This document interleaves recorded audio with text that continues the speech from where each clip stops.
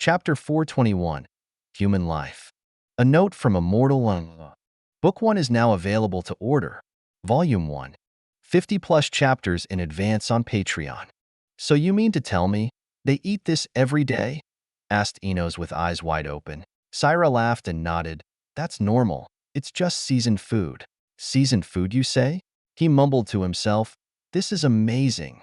He continued as he stuffed another chicken stick into his mouth. Syra chuckled and turned her gaze around the table.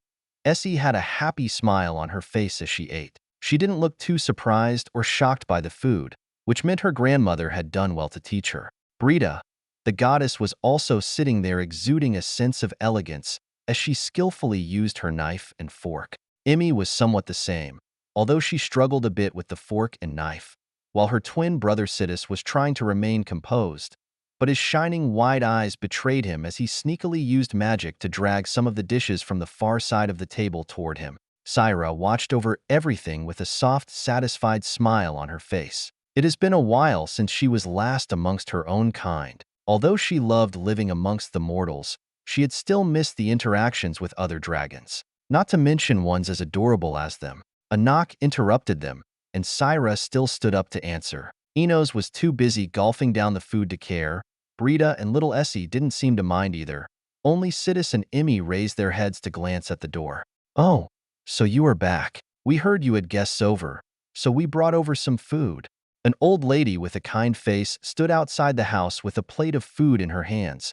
Next to her was a teenage girl holding another tray. Oh, Mina, you didn't have to. Syra smiled as she grabbed the tray from the old lady and motioned both of them to come in. Please. Walking over to the table, she sat the plate down before grabbing the second one from the teenage girl and setting it down as well. The young girl seemed curious as she glanced at the strangers sitting around the table. Her eyes were slightly wide and her cheeks were flushed red as she looked at both Sidis and Enos. Mina, catching a glimpse of that, laughed heartily and spoke, Well, there goes that. I thought this granddaughter of mine would never be interested in marriage. Looks like she had just not yet met her Prince Charming, she said with a cheeky wink. Grandma, the teenage girl protested. Syra laughed and turned to introduce the others. These are my family, distant cousins from the north. They came over to check on me as the war situation is growing out of hand.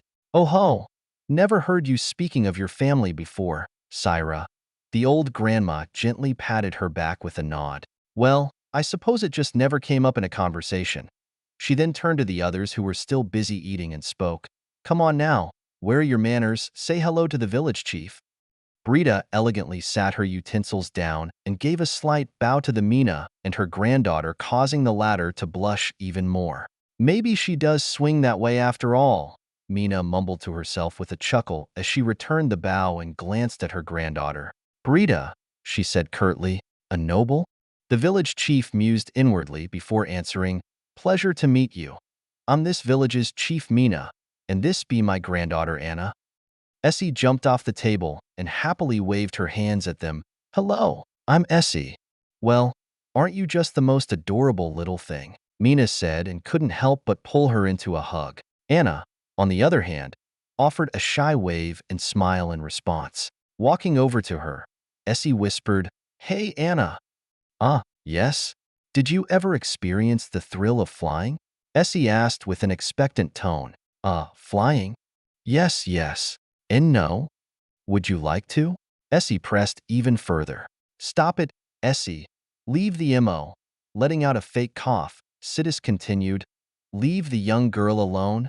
Oh, I was just asking. Essie's face turned sad as she turned to move back to the table. She, however, turned toward Anna for one final time and spoke.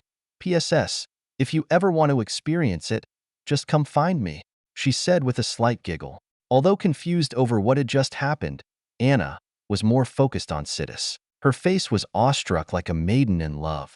My name is Sidis, and that one over there is Enos, he said as Enos was still busy wolfing down his food with a happy grin. Oh my, Syra, I should have expected your family members to look like this, but still, it seems like the village will get quite noisy, ho-ho. Syra didn't reply and simply smiled in return. Emmy was the last to introduce herself before the village chief took her leave alongside a very reluctant Anna who kept sneaking glances at Sidis. Poor child. Her first love, and it's a dragon. Syra shook her head lightly. First love? Confused, Essie asked by her side. Why, yes. Did you not see the stars in her eyes as she glanced at young Sidis? Me?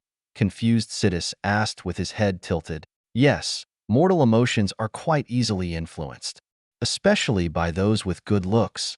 Good looks? Sidis mumbled. What would she do if she saw my real form? He said before musing inwardly. That's good looks. He raised his head proudly. Emmy by his side seemed to be able to read his thoughts, rolled her eyes, and ignored him. This is not enough. I need more. Enos suddenly spoke as he glanced at the empty plates around the table.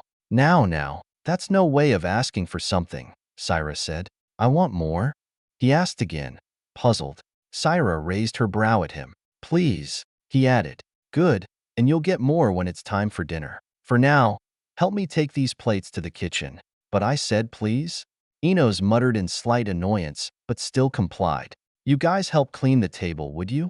Yes, replied an enthusiastic Essie. How are we supposed to do that?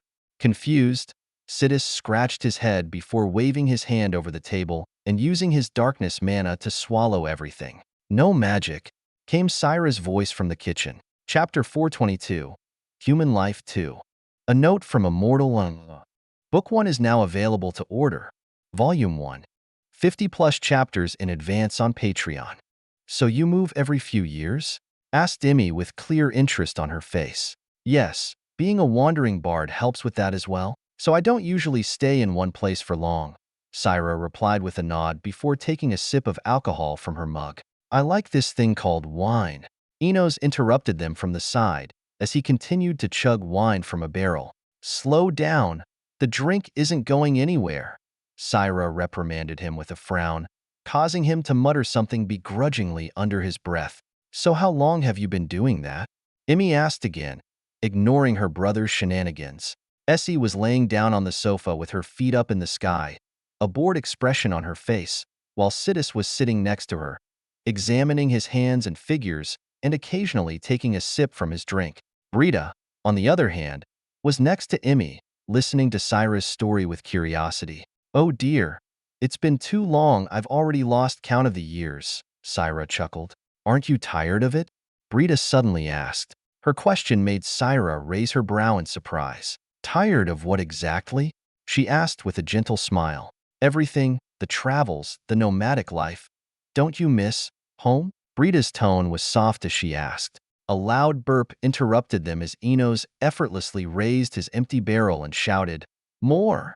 Letting out a sigh, Sidis summoned a hand made out of darkness and flicked Enos's head. Control yourself. You are acting as if you were a beast.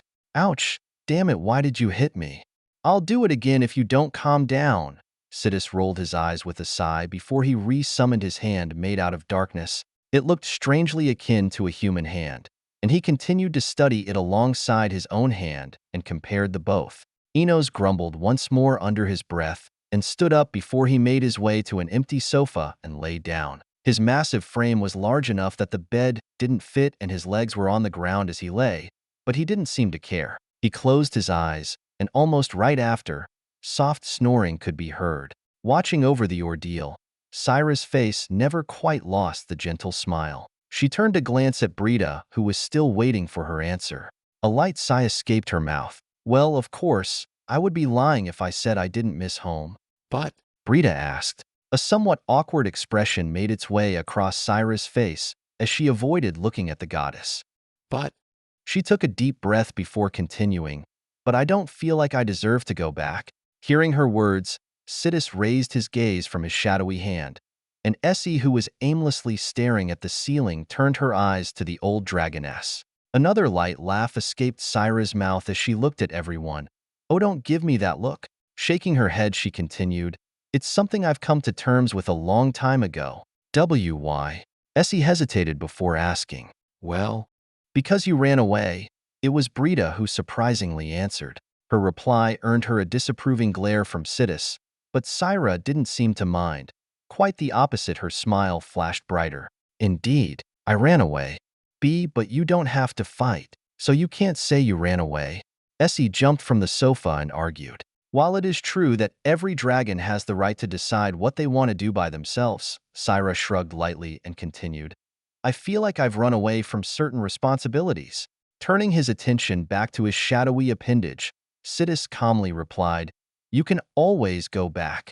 His blunt answer earned him a chuckle from Syra. It's not that simple. Brita was the one to reply in her stead once more. Sidis spared her a glance before shrugging, while Syra nodded lightly. Indeed, it is not. Essie didn't seem satisfied with the replies, but didn't know what to add, so she sat back down with a thoughtful expression on her face. Are you happy? I mean, here wandering in the mortal realm, Emmy asked. I am, the old dragoness replied with a confident and satisfied smile. Then isn't that all that matters? Emmy asked. Well, it depends on who you ask, my dear. Some prefer to serve a higher purpose, make use of their powers. Others prefer to simply live each day as it comes. For me, I am satisfied with where I am. Hearing her reply, Emmy nodded in understanding. The mortal realm is fun. The politics between the kingdoms is quite interesting as well, but the mortals can be quite petty at times. Haha, you'd be surprised, dear. It's not only the mortals. Even dragons and deities can be petty, some even more so. Sidis harumphed and rolled his eyes at that, but otherwise said nothing. A serene silence fell in the living room right after that, with each person busy doing their own thing and lost in their own thoughts. Sidis was happy testing and modifying his shadowy appendage, though his right hand was subconsciously stroking Essie's head, who had somehow moved and had it on his lap. Enos was already fast asleep with no care in the world. The sound of his rhythmic snoring was strangely calming. Emmy had her hand on her chin while still sitting on the table. Her eyes were glazed as she stared out of the window. Brita, sitting next to her, seemed more interested in the cup between her hands, while Syra had her usual warm smile as she continued to sip her drink while looking over all of them with a satisfied expression. After finishing up her drink, she stood up and clapped her hands, turning everyone's attention toward her. Okay then, come along. I'll show you your rooms. Rooms? Sidis muttered to himself, saying that she made her way toward the staircase at the end of the living room. And someone, please wake up your brother. I'll do it, Essie happily said as she jumped off the bed and used her wind magic to raise Enos to his feet. Confused, his eyes opened widely in shock. What? He barely managed to retain his balance as Essie chuckled by his side. Come on, Granny Syra is showing us our rooms. Scratching his head, Enos fought back a yawn and mumbled, Rooms? What's that? Chapter 423, Leader. A note from Immortal. Book 1 is now available to order. Volume 1. 50+ chapters in advance on Patreon. The sounds of constant explosions made me flinch as I nestled deeper inside the cave, nursing my wounds. My teleportation to the main plane was successful but was met by an immediate ambush. A duo, one deity and one shade, tag-teamed together and managed to land a somewhat serious blow to me. Right below my wings, a massive gash was opened and I was constantly using my mana to eat away at the divinity and shade energy, stopping me from regenerating. I had managed to kill both assailants, but I had to run almost instantly as I saw more rushing my way. Perhaps it was not a smart decision to teleport right into our continent. Maybe I should have gone to the human plane and laid low. In the chaos of the battles going outside, I had managed to slip out and teleport myself to the mountain range down south. Here the presence of shades was massive, but thankfully, their levels were neglectable. Not to mention, most of them were busy with the war, and so it was rather easy to find a cave to lay low for the meantime. However, I wasn't sure how long I could stay here before I was eventually caught. I was trying to keep my aura at the lowest, and have been successful so far, mainly due to the disarray going on outside. Though, every time I hear an explosion close by, my heart skips a beat. I hissed as another portion of the shade's aura was expelled in the form of dark fog. I then used a tiny strand of cosmic mana to take care of it before moving on to the next. Both powers were in a constant battle with my mana inside my body. The pain that resulted from their clash was nothing to scoff at either. Still, I had no choice but to grit my teeth and continue to shave off the influence that both the shade and deity had left on me. A few days passed peacefully, with the occasional noise and shaking of battle, but other than that, I have been very lucky. I finally managed to completely expel the shade's aura and almost finished with the deity's divinity as well. Now that I had more room to breathe, my mind finally went back to what had happened. The massive fight, grandfather's expression of distress, the entire battlefield pausing to turn toward me. Why? I inwardly wondered. That was not normal. The way the shades and the others that follow them looked at me was eerie to say the least. Grandfather and the rest were in a panic the entire time as well. But what would they want from me? Thinking of that question, the only thing that came to mind was my power over the cosmic mana. That was the only thing that differentiated me from the others. Still, although I could somewhat understand the danger I could pose, I doubted it was enough to cause an entire chaotic battlefield to draw to a halt. Do they need my cosmic mana for something? That would make more sense. I mused with a frown as another strand of divinity left my body with a hiss, causing me to shift uncomfortably from the pain. Still, no matter how hard I tried to think about it, nothing came to mind. I need to ask grandfather or grandma when I see her. Almost as if on cue, my scales suddenly tingled, and without hesitation, I teleported out of the cave just in time to avoid the massive explosion that followed. Standing in the air, I flapped my wings and glanced downwards at the now flattened mountain, before turning my gaze to the newcomer levitating a short distance away from me. Now, why would you do that? I said with a sigh as I scanned my surroundings. I can't believe my luck. It's the Void Walker in the flesh. Ha ha ha. Damn it, another talking shade. I inwardly cursed as I glanced at the vaguely humanoid blob of darkness. It had a massive mouth with an array of razor-sharp teeth, but no eyes, no nose, and no ears, only an eerie mouth and a pair of goat horns. That's me. I would say a pleasure to meet you, but you know it's not so. Haha, I like you. Come on now, let's go. Let's go? Go where exactly? I asked with a raised brow. My cosmic mana was already on full blast, and just a short command away from teleporting me out of here. No need to be so nervous, Voidwalker. Or would you prefer if I called you Ether? To be honest, I would prefer if you didn't call me at all. You do realize that I feel truly disgusted standing over here talking to you, right? The shade shrugged before answering. Nothing much I can do about that. It's your so-called king's doing. Sure. Now if you excuse me, I really would rather not get into this right now, I said. My eyes strained on the shade for any sudden movements. I was stalling for time, and I was sure he was aware of that. The divinity inside my body was acting up, but I had no choice. There's no need for you to be so on the edge, Voidwalker. We have no plans on killing you, he said. Oh, really? I asked sarcastically as I glanced back down at the destroyed mountain. I can totally see that. Ha ha, the shade chuckled before continuing. I was sure you would avoid that. If not, then you are simply not worthy. Worthy? Heh. Worthy of what exactly? I asked. Hearing my question, the shade spread his hands wide open, his body shifting akin to a bubble of gas as he replied, Why? Worthy of leading us, of course. For a second, I didn't know what to say or how to respond. I simply stared at him as if I was staring at an idiot. Lead? Are you crazy? No, I'm the crazy one for even asking you that. The shade raised his hand to interrupt me. It matters not what you think of me, Voidwalker. We live in a crazy world after all, but all will make sense once you come with us, he said. Yes, about that. I refuse, I replied. The shade nodded as if he was expecting such an answer. I see. Then I will be seeing you, he said, his mouth extending into an even larger grin. That's it? You will be seeing me? You are not going to try to stop me? I asked, puzzled. Why should I? The shade tilted his head. I'm sure you are one move away from teleporting elsewhere. Besides, I don't need to. Since you are already here, then all will be clear, and once it does, you will lead us. Chapter 424, Threats. A note from Immortal Manga. Book 1 is now available to order. Volume 1. 50+ chapters in advance on Patreon.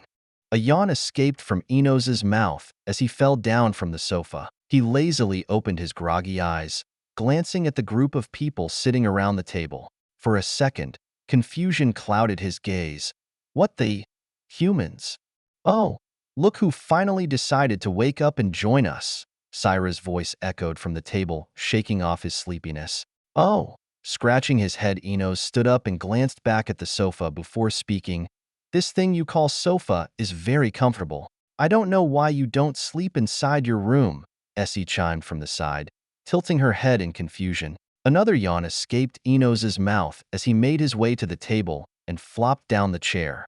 Those things they call beds are too small and too soft, he said with a shake of his head. Your strange brother Enos, Essie mumbled in a low voice. Huh. Nothing. Back to what you were saying? Sidis interrupted the two and turned to Syra with a question. Ah yes, seems like you might see an old face back soon, she said with a mysterious expression on her face. An old face? Sidis asked. Emmy, who was sitting by his side, had her eyes lit as she jumped and asked, Is it Brother Ether? Hearing her words, everyone perked up and turned to glance at Syra with expectant expressions. Syra nodded before continuing. I just got the news that he had teleported into the plane. Brita, who was silent all this time, frowned and couldn't help but ask, How? We've been together all this time. Syra smiled and answered, You youngsters still have much to learn. Sidis, who was listening in by the side, frowned in dissatisfaction. He then used his dark magic to summon an obsidian tentacle and used it to grab a large piece of the cake sitting on the other side of the table. Hey, I wanted that, Essie grumbled, but he simply ignored her. So, are we going to go get him? Emmy asked. Of course we are, Enos said as he stood up with a puffed chest. Syra shot him one look and said, Sit back down, dear. Yes, ma'am. All of you will stay here. I will go bring him back, she said. We can help, Sidis protested, his frown deepening. I know you can, but the stakes are too high this time. What do you mean? He asked. Did something happen? Brita joined in and asked. Syra's expression turned serious for a moment before she slowly nodded. Yes, something did happen. Is Brother Ether okay? Little Essie asked as she jumped off the chair. He is okay. For now. For now. Sidis's aura started to stir. Are you sure you don't need us to help? You underestimate me, dear. You would be helping by staying here and holding down the fort. Sidis closed his eyes and took a deep breath before nodding resolutely. I understand. We will wait for you. Brother. Enos wanted to protest, but Sidis shot him one hard look and spoke again. I said, We will wait. Yes. Enos harumphed and sat back down, his hand moving to the food on the table. When are you leaving? Emmy asked. Right away. Hopefully. We should be back by tomorrow, she answered. As long as you don't leave the village and don't do anything foolish, then there won't be any problem, said Syra as she secured the small bag on her back. Don't worry, we will remain here, Sidis answered with a nod. Brita, who was leaning against the door, motioned with her head toward the small crowd, sneaking glances at them with looks of awe and fascination. You might need to do something about them, however, she said. Don't worry about them. It's rare for us to get visitors out here, not to mention ones that look like you. Is it because we are pretty? Essie asked with a grin. Syra affectionately patted her head in response before she said with a chuckle, Yes, very pretty, my dear. Well, then I'm off. Safe trip. Essie waved. Please bring Brother Ether back safely. Emmy gave a slight bow, with Sidis and Enos following suit. Brita, on the other hand, gave a slight nod. Don't worry, I'll be back with him soon. Leaving those words behind, Syra disappeared off into the distance, making her way out of the small village. The small group of siblings and goddess watched her go, until her figure was no longer visible before they retreated back inside the house amidst the hushed discussions of the villagers. Once she left the village, Syra's expression changed. Her easygoing warm smile was nowhere to be seen.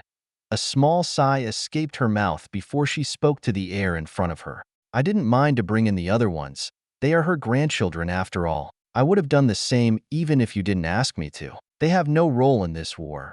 But he is different. A chronicle suddenly walked out of thin air and spoke. We are not asking you to join the war. Simply protect the young cosmic pillar. Don't let the shades come in contact with him anymore. Wasn't it made clear that they need him? They won't do anything to hurt him. It matters not. Do not let him come into contact with the traitors. He is a dragon. He has the right to decide what he wants to do. Or, are you concerned he won't make the choice you want him to? Do not cross the line, Syra. We have ignored and forgiven all of your previous impudences. Do not be mistaken. "We are not asking, this is an order," saying that the chronicle disappeared the same way he did. His figure seemingly evaporated into thin air, leaving behind Syra, who clenched her hands in annoyance before taking a deep breath to calm herself down. "Assholes, all of them," she cursed. A sudden clap of thunder echoed as she instantly disappeared from her spot with a flash of lightning. Her figure traveled through the lightning as she left the small village and the massive mountain range behind with impressive speed. "What the hell?" I couldn't help but mumble in disbelief. The sounds of battle never quite disappeared after the shade left, but for some reason, it felt as if everyone was avoiding me. Shades, dragons, and gods alike. It was eerie even as I flew across the sky. Now what? Chapter 425. You're back. A note from Immortal. Book 1 is now available to order. Volume 1. 50+ chapters in advance on Patreon. As I continued my flight, the eerie feeling of being watched and avoided persisted. I knew the battles didn't stop. I could hear them after all, but they never quite reached me, constantly moving away. All I could see were the traces left behind from them. This continued as I found myself wondering if I should simply teleport directly back home and try to find my mother or grandma. It was then that a sudden flash of lightning followed by a clap of thunder echoed behind me. I immediately raised my guard and turned around to face whoever was there. To my surprise, a human lady appeared mid-air. She looked like a bard, which was my first impression of her as I saw the lute on her back before staring at the twin blades nestled around her waist. "Oh, there you are," the dragoness in human skin said. Although her aura was so subdued, my perception was not the same as it was before. I could tell she was one of us. "Who are you?" I asked with apprehension. Now, dear, there's no need to be on the edge. My name is Syra. I'm an old friend of your grandma," she said with a gentle smile. Hearing that, I frowned before replying, "I don't think Grandma ever mentioned you before." "Well, that hurts," she chuckled before continuing. "Though, I'm not surprised. I came here to get you. I apologize, I'm not sure if you're aware, but my current situation is not one where I can afford to simply follow random strangers who claim to be old family friends. Cautious, not so bad. But, I assure you, dear, I only have your best interest at heart." I shook my head and continued, "That's what everyone says. Even the shade seemed to want me for whatever reason." Syra nodded as if she was expecting that. "I am aware. I'll explain everything once we get away from here. Your siblings and goddess lady friend are waiting for you as well." My aura surged for a second before I forcefully restrained it back. "What did you do to them?" "Dear, while it's good to be cautious, I understand with you dying once and all. You still need to keep some small faith in yourself," the dragoness said with a shake of her head. "How do you know that?" My heart skipped a beat as my muscles tensed. "Like I said, I'll explain everything once we get out of here." She then extended her hand, motioning for me to approach. "Besides, with your cosmic mana, I'm sure you can retreat whenever you like." A big part of me was screaming that this was a trap, while another part was curious. Besides, although there was the possibility of her fooling me, and that she didn't have any of my siblings or Brita with her, I simply couldn't take that risk, and so I nodded. "Lead the way." Syra gave a warm smile before answering. "Before that, we need to make some adjustments." Her smile seemed devious as she said that, somehow reminding me of Grandma and causing a shiver to run down my spine. What are you trying to do?" "Oh, nothing much, just a little disguise," she grinned. "I don't like this," I grumbled as I looked down at my human hands. "Haha, you sound just like your brothers," Syra replied with a laugh. "They better be safe." I couldn't help but answer. "Oh dear, we need to get you to calm down. Can't have you being on the edge all the way. How about a song?" "Not in the mood, thank you." "A bummer. Well, to answer your question, they are all good and looking forward to seeing you again." I gave a slight nod at that, but inside my heart felt warm at the image of reuniting with everyone. "For now, just try to get used to your body. I don't want you to scare away the villagers, and we'll teleport back there come evening." A long sigh escaped my mouth as I remembered the first time grandmother shifted me to a human form to sneak into the god's realm. This time my body seemed to be the same, except for my hair, which now stood at shoulder length and was dark purple. It took a few hours before I got used to the legs and managed to walk without falling. I wouldn't call it graceful or anything, and I was far away from being able to run, but it was not bad. I just needed a little bit of time to get used to it. Good, then let's go, said the overly enthusiastic dragoness. I thought you said we were teleporting? I asked as I clenched my head, trying to clear the dizziness. As it turns out, flying through a lightning streak was anything but comfortable, especially when inhabiting a human form. Oh, you don't know the coordinates, that's why. Next time, though, it's on you, she said while gently ruffling my hair, causing me to lightly frown. I didn't sense any ill intent from her, which made me lower my guard a bit. We had landed in the celestial mountain range back in Old Paya's territory. The night sky shone bright and was clear of any clouds, making the stars visible. The sight was as mesmerizing as ever. Syra saw me lost in the scenery and nodded, as expected of a cosmic dragon. I suppose out there is your real home now, she said. I didn't answer and instead took a deep breath before asking, how far are we from this village? Not far, just down the mountain. Why did you not fly us directly there? Syra raised her brows and answered, to not scare the mortals, of course. Oh, besides, you still need to get used to walking, so come on. Another sigh escaped my mouth. By the time we finally arrived at the village gates, it was already deep into the night. The guard was dozing off and didn't even see us walk by. I was sure Syra did something to keep him sleeping, however, as I felt her mana stir, but I didn't say anything. As we walked through the quiet village, my eyes glanced about in curiosity, taking in the scenes and the smells. It didn't take long before we arrived at her house, and sure enough, I could sense the presence of my siblings and Brita inside. Just then, the door swung open and a human Essie jumped towards me with open arms. I barely managed to keep myself from falling as I held her in a hug. You're back. I am. I couldn't help but smile. Chapter 426. The Secret. A note from a mortal. Book 1 is now available to order. Volume 1. 50+ chapters in advance on Patreon. As we settled down inside the house, Syra brought a tea tray and set it on the table before serving everyone a cup. I gave her a nod and muttered a quick thanks. Enos was already sniffing his cup with curiosity before he took a big sip. It's good, he exclaimed, causing the old dragoness to chuckle before she answered. Well, I would hope so. It is very expensive after all, at least by mortal standards. You are not supposed to drink it in one gulp, little Essie commented by the side. Huh? What do you know about that? Enos huffed. Grandma taught me. Essie stuck out her tongue in response. While the two bickered, I took a light sip from the fragrant tea. It was mint tea, very sweet too. I liked it more than I cared to admit.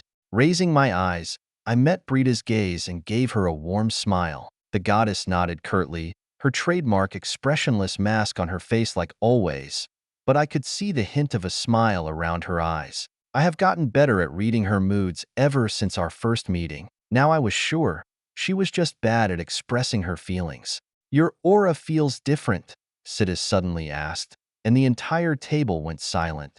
All eyes turned toward me before Emmy, who was sitting next to Sidis, slapped the back of his head. What was that for? He growled. That was too direct, she muttered. And rude, she continued. How was that rude? Ha, I don't mind.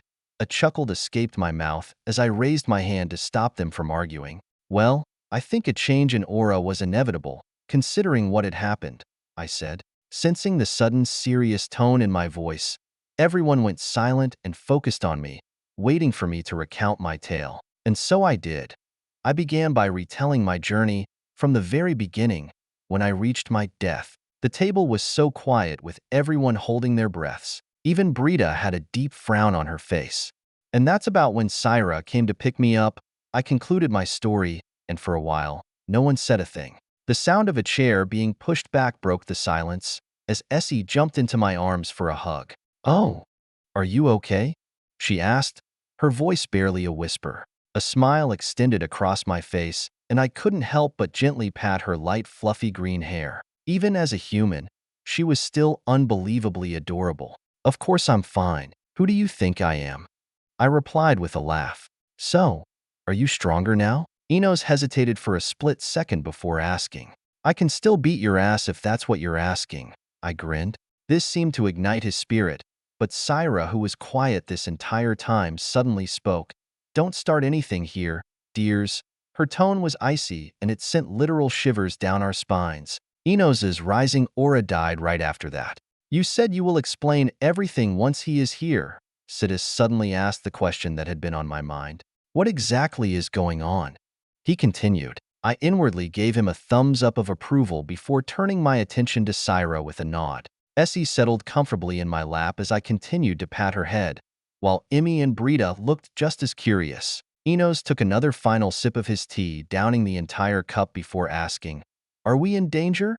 A sigh escaped Syra, and for a moment her carefree facade seemed to fall off. "You are not in any immediate danger, not now at least. But we might be," Emmy added, to which Syra nodded. "It all depends on how the war escalates." "What exactly do you know?" I asked.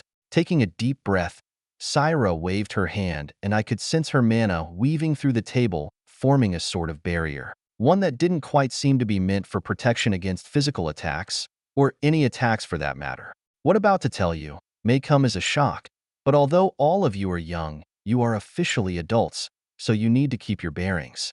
Her words only served to further feed the anxiety building up in my chest, but I still tried to stay calm and gave a shaky nod in reply. "What do you know of the king?" she asked, confused. Sidis was the one to first reply. "He is the strongest dragon, the first one," he added hesitantly. Brita nodded by his side and added, "The strongest being, and the creator." Syra nodded, "True, true, true, and also true. The king is all of those, but he is also much more. You see, the war between us and the Shades is more complicated to say the least. You are running around in circles. Just say it straight. What is going on?" I was growing impatient, but Syra seemed hesitant. "What do all dragons have in common?" she suddenly asked. "We are all dragons." Enos jumped in enthusiastically. Syra's mouth opened and closed before she scratched her head. "Yes, we are all dragons, but what's something other races don't have?" Essie, who was still on my lap, tilted her head and spoke. "Soul space?" Syra's eyes lit up before she nodded. "Yes, all dragons have a soul space." She paused and looked at me, almost. "Ouch. Now, what about the king?" "Safe to assume he also has one," Brita replied. "Correct. Now, within your soul space, you are able to control everything at will. You are omniscient, omnipresent. Your soul space is akin to your own miniature world, right?" My heart picked up as I began to realize the direction where this conversation was going. "Right," Sidis answered, his aura fluttering. It seemed like he figured it out as well. "Now, the Shades have a pretty interesting take on the matter, to say the least," Syra grimaced. "No," Emmy whispered. "It can't be." Even Brita was unable to keep her calm. "What? What is it?" Enos's eyes darted across the table with confusion. Essie raised her head to look at me and forced a smile back. "But the king is good, right?" she asked, and for the first time, I was unsure of how to reply. "What is it?" Enos kept asking. "Ah, damn it, you bloke. The Shades think we are all inside the king's soul space," Sidis replied with a shout, his hands crushing the teacup in his hands. "Careful with that, dear," Syra said with an ice-cold expression. Sorry. Huh? His soul space? You mean everything?" Enos asked again. All eyes turned to Syra, who shrugged. "That's what they say." Chapter 427, Taking a Walk. A note from Immortal Manga. Book 1 is now available to order. Volume 1. 50+ chapters in advance on Patreon. A few days had passed ever since I came to this remote mortal village. I would like to say that time has passed relatively peacefully, with Syra occasionally leaving us to take care of some business. I'm sure we all knew what taking care of business entailed, and honestly, I was simply happy to be able to finally sit down and relax. Although being restrained to a mortal form was anything but comfortable, I did manage to get used to it. The same could not be told about Enos, however, as he constantly grumbled about the flimsiness of his newfound limbs. Unsurprisingly, Essie was the one most comfortable and happy about our arrangement. I stretched my arms as I walked downstairs, a yawn escaping my mouth. A quick glance toward the living room revealed a collapsed Enos sleeping on the couch. Sitting on the table were both Sidis and Emmy playing with what looked like a chessboard, and from the looks of their faces, Sidis was losing. Little Essie was floating about around them, a bored expression on her face, as she glanced at their game with disinterest. The second she saw me, her face perked and she hastily flew over. "You're finally awake." I gently ruffled her short green hair with a smile. "What did I miss?" Shrugging her shoulders, Essie landed before me and replied, "Nothing much. Enos is not leaving the couch, and Sidis and Emmy have been playing that game all morning." Just then, Sidis's enraged voice reverberated across the first floor. "You can't do that." "Of course I can, you idiot," Emmy replied with a roll of her eyes. "It's against the rules," he insisted. "Just because you don't remember them doesn't make it against the rules," Emmy sighed. "They've been at it since they woke up," Essie whispered by my side. "I see." I glanced around one final time before I hunched to whisper in her ears. "In that case, how about we get out of here?" Her eyes widened, and she hastily nodded. "Yes." I nodded and motioned toward the door with my head. Essie turned to look at the others before she silently made her way out. The door creaked as she opened it and sneaked outside. "You leaving?" Sidis suddenly asked. "Yeah, I'll take a walk around the village. Besides, Essie seems bored to death as well," I replied, earning a nod from Sidis. "Don't stray too far, and try not to use magic in front of the villagers. They already know we are not normal, but there's no need to frighten them." Emmy suddenly added. "Yes, Mom," I replied nonchalantly. Once outside, I was greeted by the bright, gentle sunlight peeking down from behind the clouds. My hand moved almost subconsciously to shield myself from the light as I adjusted myself to sudden brightness. "Come on, let's go." An overenthusiastic Essie suddenly grabbed me by the hand and dragged me away from the house. The second we stepped out, a lot of eyes were on us. Most people gave us warm smiles with a few nods here and there. Looks like Syra was very well respected around here, I mentally noted. The village itself was nothing impressive. It was quite simple, with mostly one-story high stone buildings. Occasionally, we would come across some 2 stories high ones. The roads were surprisingly clean, and I was surprised by the lack of bad smell. As far as I knew, villages like this weren't quite well known for their ideal hygiene standards. This one, however, was surprisingly clean. Syra's doing, I would assume, I inwardly mumbled. Our short trip soon landed us in what looked like the market area. Some vendors were settled on the ground, with a few open shops in between. The market was mostly for fruits, vegetables, and meat. A few rare ones seemed to sell weapons, and I managed to spot one that looked like it sold clothes. Essie was skipping about next to me, her eyes shining as she kept glancing at everything. Her lively and cute appearance quickly attracted the attention of the vendors and market-goers, and sure enough, some began to offer her some of their wares. An apple here, a strawberry there, a meat skewer here. Not long after, Essie was walking down the street with a massive grin on her face. Her cheeks bulged as she kept throwing food into her mouth. "Slow down, no one's going to take them away from you," I chuckled. "It's delicaous," she replied. I gently flicked her forehead and answered, "Don't speak with your mouth open." Ow. By the time we finished our walk, the sun was close to setting, casting a beautiful orange hue in the sky. We found ourselves standing at the entrance of the village. The guard gave us a slight nod but otherwise did not stop us from leaving. We continued our walk until we were out of sight before Essie used her magic, causing wind mana to swirl around us and carry us toward the top of the mountain. The wind howled around us at the peak as we glanced at our surroundings. The celestial mountain range was still as beautiful as I remembered. I sat down, content to simply watch the sky and the distant mountains, while Essie flew toward the sky, soon disappearing amongst the clouds. I could still sense her presence, however, so I was not worried. Taking a deep breath, I closed my eyes for a second, lost in the moment before a slight steer caused me to open them and turn to my right. My heart skipped a beat, but I tried to maintain my calm. I didn't stand up, instead. I turned to continue enjoying the view. The sound of steps echoed through the mountain peak and soon came to a stop before me. My attention was divided between the newcomer and Essie's presence, high in the sky. "Greetings, Voidwalker," he said, his voice surprisingly normal.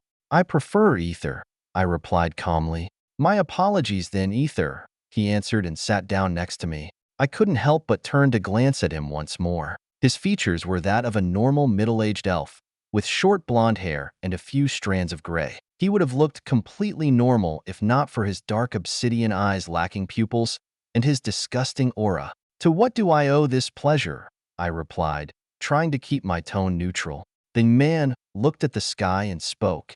It's beautiful, isn't it? I frowned, but still replied, it is. But none of it is real. His words made me raise my brow.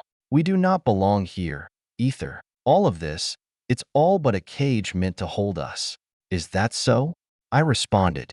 I am aware of the prejudice you hold against me, against us, but I promise you, we merely want to be free, to set all of us free. I remained silent as the man stood up and gave me one final nod before an abyssal darkness opened and swallowed him whole. Right after that, the figure of a chronicle materialized next to me. His slit-shaped pupils bore down on me with a strong pressure that caused me to frown before he disappeared. TSK, I just wanted to take a walk, I grumbled. Chapter 428. Together. A note from Immortal. Book 1 is now available to order. Volume 1. 50+ chapters in advance on Patreon. After my sudden encounter with the shade followed by the chronicle, my mood was ruined. It felt like I was in the middle of something huge, but I was still unable to see the entire picture. I did not like that. I did not like this feeling. It made me feel nervous. It made Kestami feel anxious. The chronicle's quiet appearance and disappearance didn't help. If anything, it felt like a threat as well. I wasn't even thinking of joining the shades or anything. But this, just what is going on? Are we truly just living inside the King's soul space? I sighed and raised my head to glance at the distant sky. The stars seemed to beckon me. The image where I saw the King's massive eye swimming amongst a sea of celestial planets was still firmly engraved in my mind. Was that real? Was that the true outside world? Or was it simply his soul space? Another sigh escaped my mouth as I raised my hand to ruffle my hair. The sensation was strange compared to my dragon form. High up in the sky, Essie was still dancing amongst the clouds. Her laughs and giggles echoed through the mountain peak, bringing an unintentional smile out of me. Cute, I mumbled. Standing up, I stretched my limbs and scanned my surroundings. There were no signs of the shade, nor the chronicle, but I was sure they were still watching me. It doesn't matter, as long as my family is still safe. I don't care what happens, I inwardly noted. This entire situation was too big for me to decide on by myself. Shaking my head, I instantly teleported to the sky next to Essie. My cosmic mana swirled around my legs in ways that were previously impossible to me and allowed me to stand in the air as if it were solid ground. My sudden appearance caught Essie off guard. A surprised gasp escaped her mouth as she instantly readied a wind blade to launch against me before she finally realized who it was. "Brother, you scared me," she said with a pout. I walked over to her, the cosmic mana forming intangible steps in the air, and gently ruffled her hair. "Are you ready to leave?" I asked. Her eyes widened in surprise. "Already?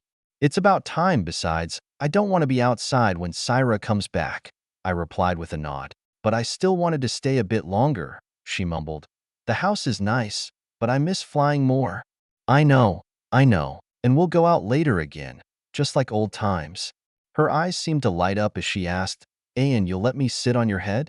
"Ha ha ha, yes I will, if that's what you want," I replied with a chuckle. "Okay, promise."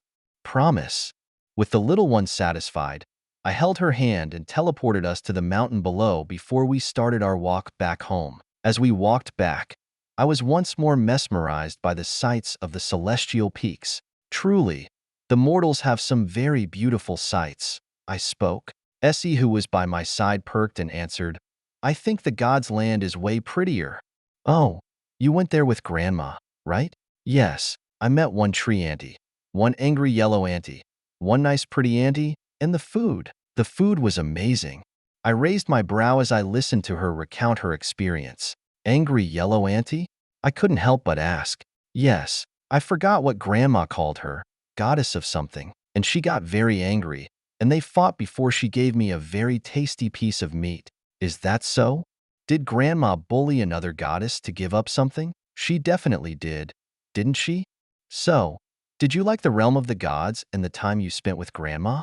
I asked. Essie put a finger on her mouth and seemed to be thinking very hard before she answered, "I liked it, it was nice."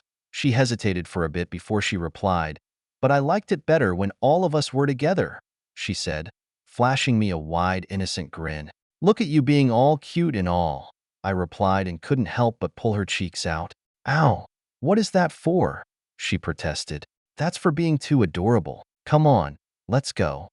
By the time we reached the village again, it was close to late evening. The sun was getting ready to set in the horizon. The village guard gave us a nod, but otherwise said nothing as we walked past him. A lot of the shops were already closed as we passed through the streets, and the ones that were still open insisted on treating little Essie with all manners of snacks and food, which brought a joyful grin to her face.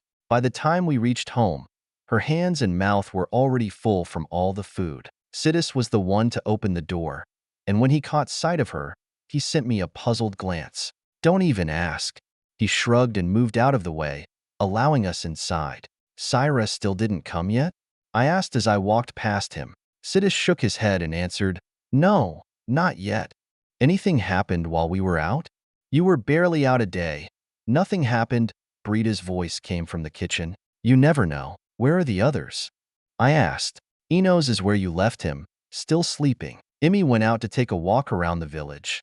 Oh, I noticed his voice had a tinge of annoyance to it as he mentioned Emmy.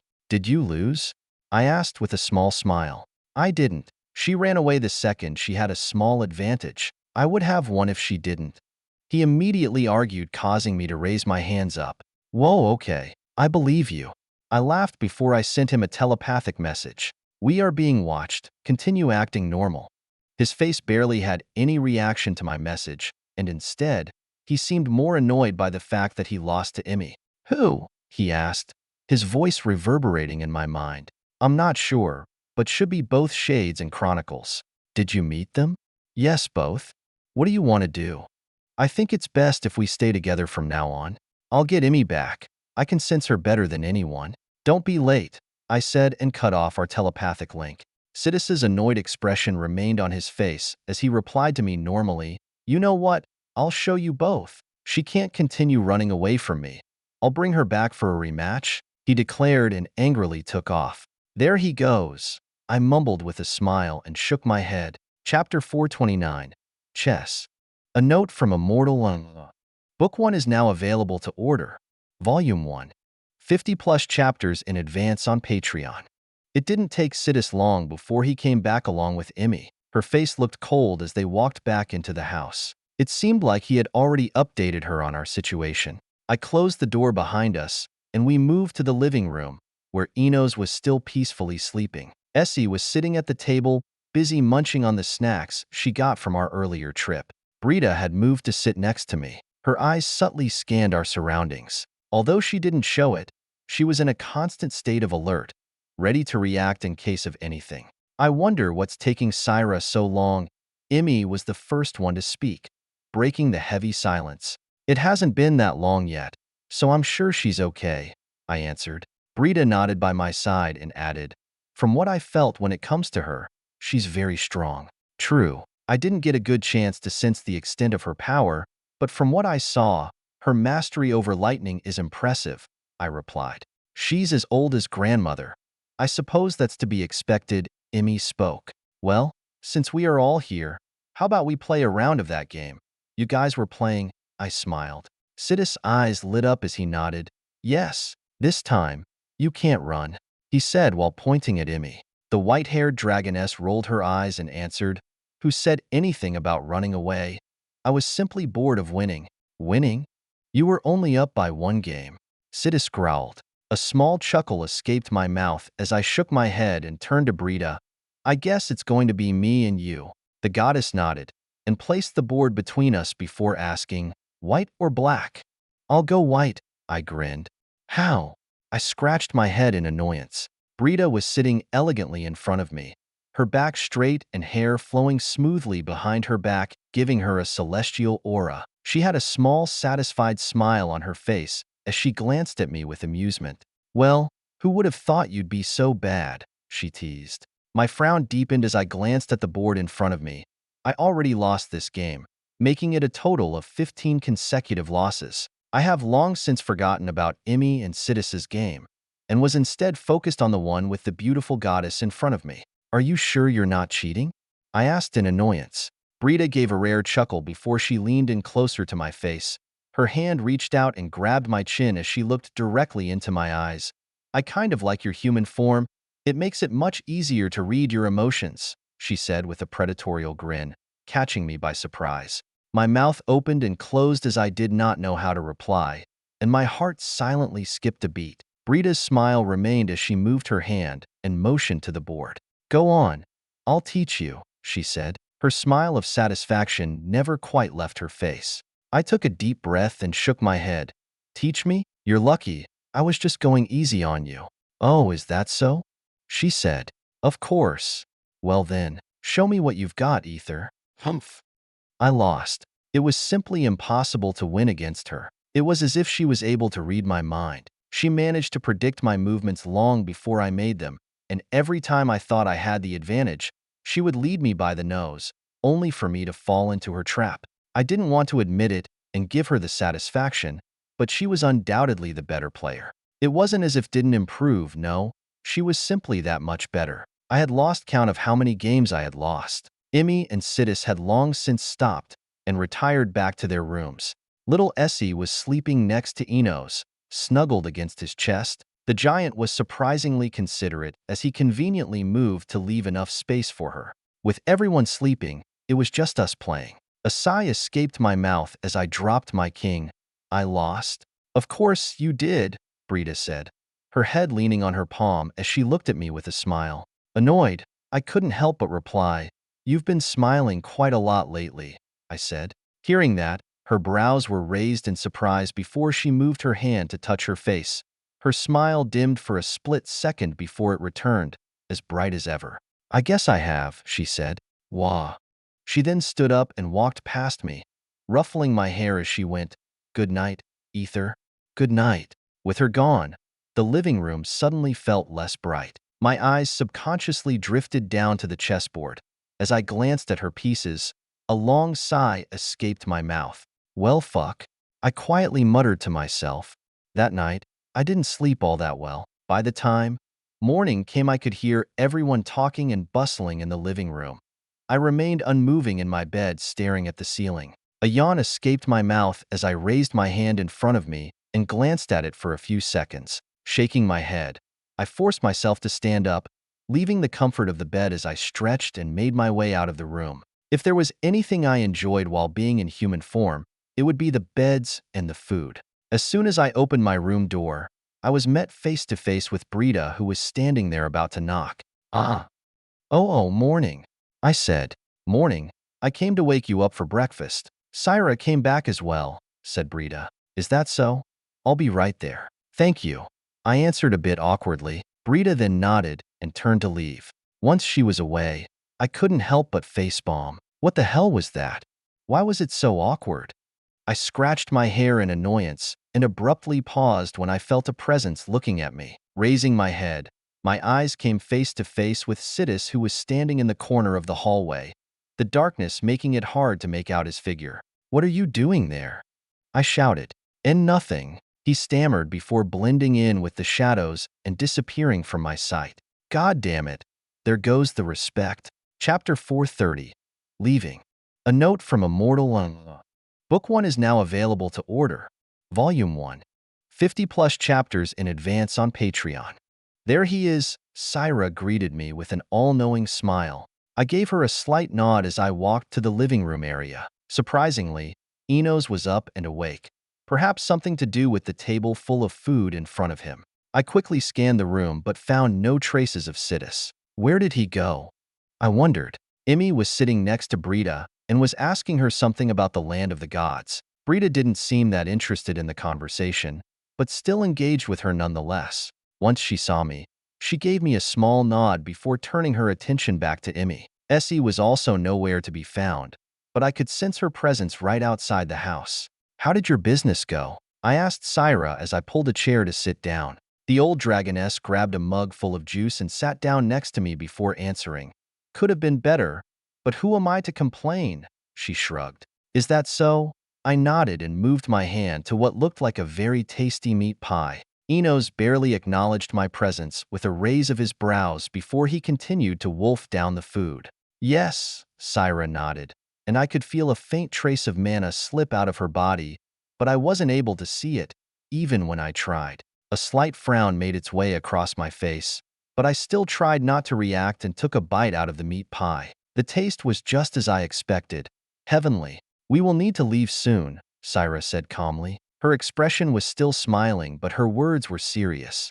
I'm assuming whatever you did is to stop the prying ears? I asked without a change of expression. It will not hold on for long, and they will soon figure out that something is wrong. But yes. Who are we running from? I asked. Everyone. It's no longer safe, Syra answered. Any news from Grandma? I asked again. No. Last I heard she was supposed to be with the council, but I can't make any contact with her. A small sigh of relief escaped my mouth. At least that means she survived. Grandma is strong. She'll be all right, I nodded. That is true. Your grandfather is still busy on the front lines, while Iver is nowhere to be found. Mother needs to vent after father fell. My voice lowered slightly as I spoke. Enos, who was busy eating, stopped for a second and closed his eyes, taking a deep breath before he continued without speaking. Syria nodded once more. We might need to leave the plane. All of us together. I'm assuming? Yes. I turned my gaze to the two ladies sitting at the end of the table. You ladies okay with that? I asked. Brita nodded and Emmy spoke. As long as we are all together, then I do not care. The shadow on the corner of the room morphed and Sidis's figure stepped out of it, holding little Essie's hand.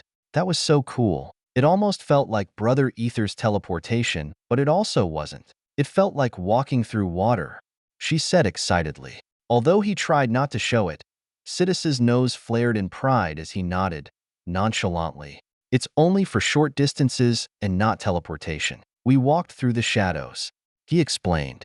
I assume you guys heard everything as well? I asked. He lightly coughed as his eyes met mine before raising his head to look at the ceiling. Yes, all good. I inwardly face-bombed. Was he still thinking about what happened in the morning with Brita? By the king. I hope the misunderstanding doesn't escalate. When do we leave? I turned to Syra and asked as I finished my last bite of the meat pie. Preferably now. I don't want the village to be caught in the middle of the chaos. She then paused and glanced at everyone. You will all need to keep up with me. Can't we teleport? I asked. No, too risky. They might try to do something to mess with your destination and throw us off course or worse, leave us stranded in the void. So, are we fighting our way out? Enos asked as he placed the leftovers on the table and stretched his limbs. Hopefully not, but we are fighting anyone who tries to stop us, she answered. Works for me, he said. Where will we go? Little Essie asked. A certain world that's off the grid. It has a few gods and dragons there, but they are the type that settled down since they want to be left alone.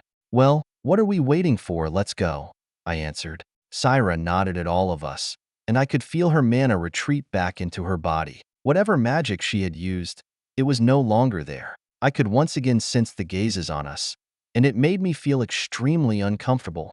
We left the house with no issues and made our way across the village, greeting the villagers along the way. Our group did get a few curious glances as we walked past, but otherwise continued unhindered until we left the village and made our way to the Celestial Mountain Range. Once we were deep into the mountain, Syra's magic suddenly wore off, and our transformation quickly went undone. Brita looked at us in curiosity as we grew in size, and soon enough dwarfed her. The only one who didn't change back was Essie, as it seemed like she was able to transform without the help of Syra. The old dragoness was focused on a certain spot in the distance, while Essie floated gently toward my head, her human form changing as she approached. By the time she landed on my head, she was back to her cute green dragon form. She was much bigger than before, but before me, it didn't matter much, as she still appeared almost like a child, fitting perfectly between my horns.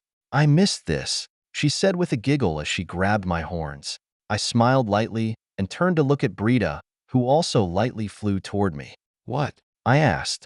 She didn't say anything and instead sat on my back. What are you doing? I asked. Nothing, take me as well.